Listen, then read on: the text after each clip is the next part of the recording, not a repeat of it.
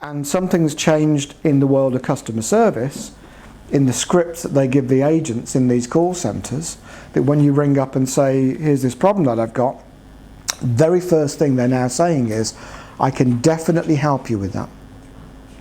Now let me just take some details from you. That's exactly what they're doing. It's just stop and transact where we are, because the further we progress down the conversation without making a trade, the more we're unbalancing the risks. I'm giving you more and more and more and more and more that you haven't asked for. So always we're trying to keep the sort of fairness of the trade at around about a zero kind of balance. You give me something, I give something back. And that's a normal, I mean, if you go to a party and you have a really fun, good conversation with somebody, that's exactly what's happening. It isn't one person lecturing another.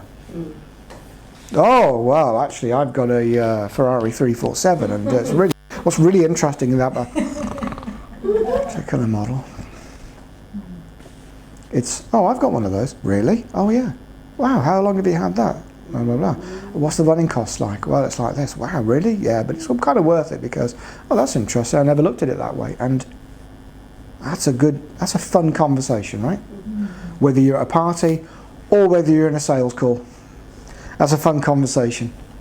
It's not all the prospect saying, sell at me, and then I'll sit here like an emperor and wait until I hear something that I like, and then I'll either, you know, throw you to the lions or not.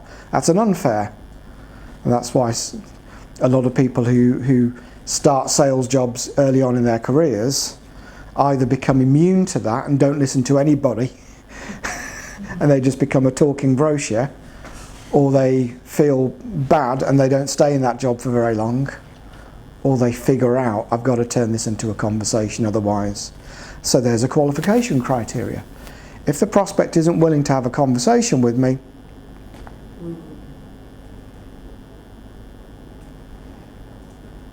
and actually a friend of mine who worked in sales all his life, and he's a really, you know, systematic and scientific and terrific sales guy, that's one of the things for him.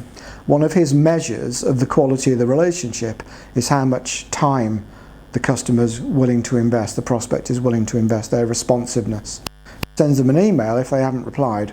Yeah. But yeah, forget it. And he's always looking for how can he make the maximum return on his time, because that's the one thing he can't create more of.